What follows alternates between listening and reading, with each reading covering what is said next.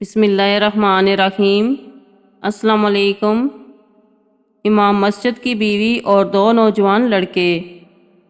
ایک لڑکے کو اپنے محلے کے امام مسجد کی بیوی سے بے انتہا محبت ہو گئی۔ لڑکے نے اپنی اس محبت کا ذکر اپنے ایک بہت قریبی دوست سے کیا۔ اس نے اپنے دوست سے کہا، مجھے امام صاحب کی بیوی سے بے انتہا محبت ہو گئی ہے اور میں چاہتا ہوں اس معاملے میں تم میری مدد کرو۔ اس کے دوست نے استفسار کیا کہ میں تمہاری مدد کیسے کر سکتا ہوں؟ اس لڑکے نے کہا، میں امام صاحب کی بیوی سے ملنا چاہتا ہوں، لیکن مسئلہ یہ ہے کہ امام صاحب نماز پڑھا کر جلدی گھر آ جاتے ہیں اور مجھے ملنے کا بالکل بھی وقت نہیں ملتا۔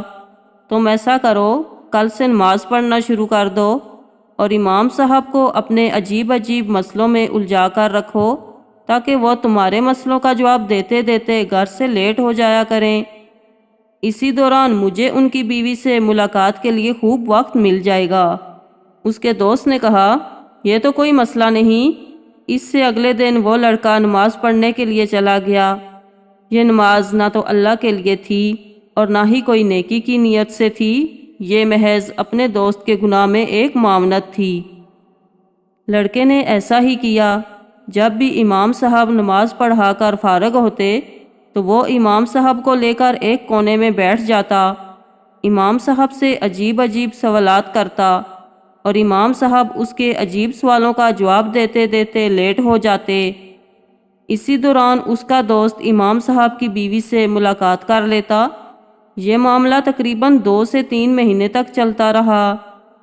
ایک دن اس کے دل میں خیال آیا کہ میں کتنا غلط کر رہا ہوں۔ امام صاحب کی بیوی کے لیے میں نے کیا کیا تاکہ میرا دوست خوش ہو جائے؟ لیکن یہ تو گناہ ہے جس کا مجھے کل کو حساب دینا ہے۔ دنیا مکافات عمل ہے، ہو سکتا ہے کل کو یہ میرے ساتھ بھی ہو جائے۔ اس کے دل میں طرح طرح کے خیالات آنا شروع ہو گئے۔ اس رات یہ سو نہیں پایا اور اس نے عہد کیا، میں صبح جا کر امام صاحب سے سب بات بیان کر دوں گا، اس کے بعد وہ جو مجھے سزا دیں گے مجھے قبول ہے۔ اگلے دن لڑکے نے جا کر امام صاحب کو سب ماجرا بیان کر دیا۔ امام صاحب نے اس کی بات سنی اور مسکرا کر کہا، ارے نادان، نہ تو میری کوئی بیوی ہے اور نہ ہی میری کوئی بہن ہے، تمہارا دوست کس کی بیوی کو ملنے جاتا ہے؟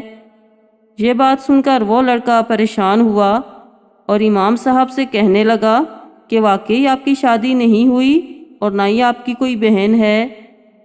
امام صاحب نے کہا، تمہیں غلط فہمی ہوئی ہے۔ لڑکا بہت پریشان ہوا۔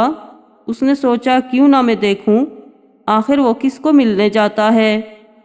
ایک دن اس نے اپنے دوست کا تعاقب کیا۔ اس نے دیکھا کہ اس کا دوست اس کے گھر میں داخل ہوا اور اسی کی بیوی کے ساتھ ملاقات کر رہا ہے۔ یہ دیکھ کر یہ لڑکا بہت پریشان ہوا۔ اس کے پاؤں کے نیچے سے جیسے زمین نکل گئی، وہ ہاتھ ملتا رہ گیا۔ واقعی دنیا مکافات عمل ہے، جو کسی کے لیے گڑھا کھودے گا وہ اس میں خود ہی گرے گا۔ اللہ تعالیٰ فرماتے ہیں، گناہ میں کسی کا ساتھ مت دو اور نیکی میں بڑھ چڑھ کر ایک دوسرے کا ساتھ دو، اور اچھا دوست وہی ہے جو کسی کو گناہ سے روکے اور اس کو اللہ کی طرف متوجہ کرے۔ ویڈیو اچھی لگی ہو تو میرے چینل کو ضرور سبسکرائب کریں۔ شکریہ۔